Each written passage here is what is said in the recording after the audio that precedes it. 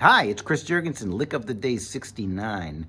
So anyways, I have to reiterate the point here that when I'm teaching licks, I'm really not trying to teach licks so much. I'm trying to teach concepts.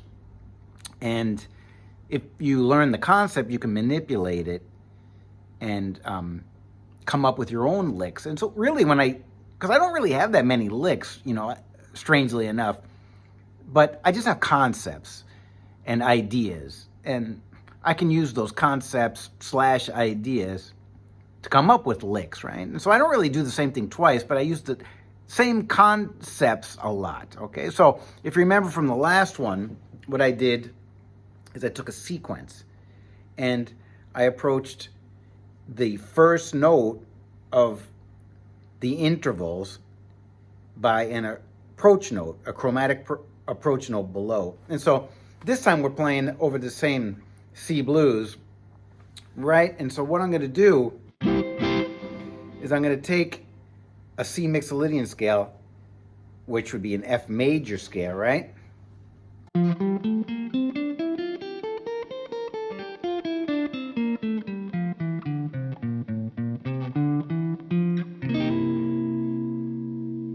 And I'm going to approach the notes by chromatic approach notes. Now, for this sake of practice, I suggest that you try as many different sequences as you possibly can using the same approach note technique. So look, for instance,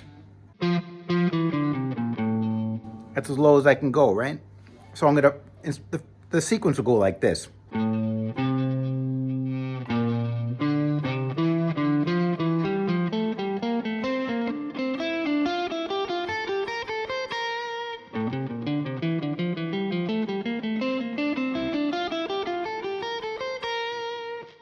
Now, you should be doing this anyways. If you're not doing this all the time, every day, a little bit, you're doing yourself a great disservice because this is how you develop good technique. But anyways, the sequence that I'm going to use, I'm going to do the same sequence of thirds, but approached by chromatic approach note. Watch.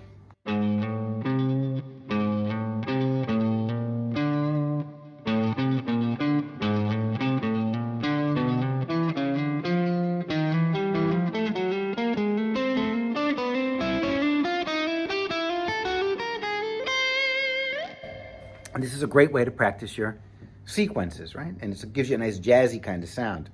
So, but in this case, I'm not starting from the lowest note, really. I'm going to start from the third. There's the third, right? So I'm going to go like, of the sequence. So I'm going to go like this.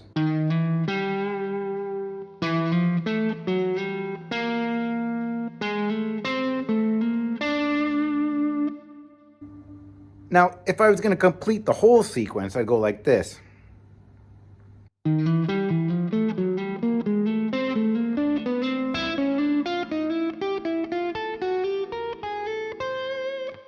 But in this case, look, if I'm going over the first, I'm playing over the first measure, right? But there's only one measure of that C chord. So I got to find something to connect to that F chord. So I'm going to go like this.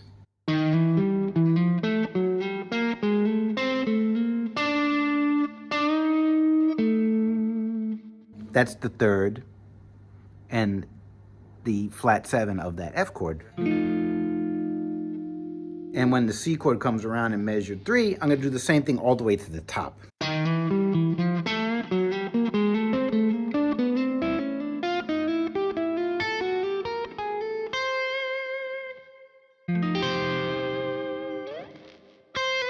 So I'm going to go like this.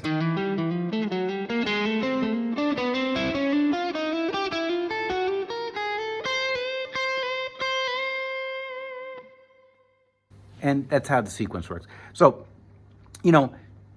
practice it this way and see if you can make, the phrase line up with the chords.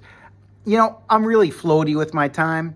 You don't have to be, but I sort of rush it and drag it because it's a slow blues, and you have a lot of liberty to do that in this kind of rhythm. So I might go like this.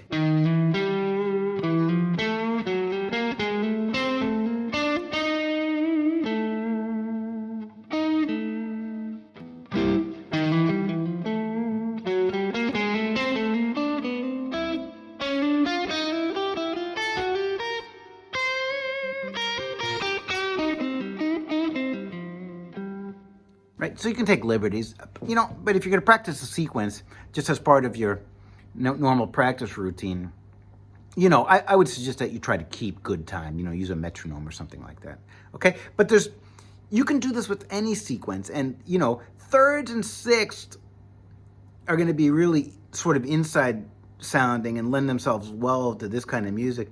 But it could be anything really, right? I mean, so, for instance, what if you did like fourths?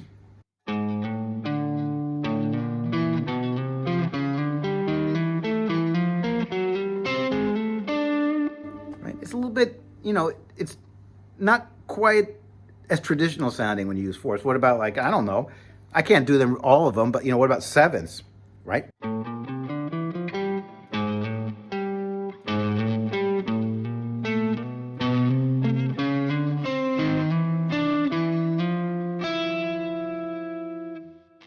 Things like this. You try it with all the intervals, And these are really good things to practice because they're sort of like tongue twisters for your fingers because, with sevenths, how am I going to get back? I have to go like this.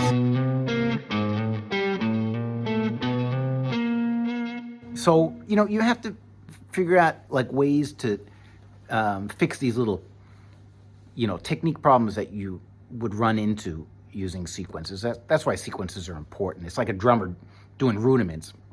It gives you all sorts of patterns that you have to figure out how to, get yourself out of trouble, okay? So I suggest you try the sequences, but also try the lick. So check out the demo. If you need the PDF, you go on and get it then. All right, so have a nice day.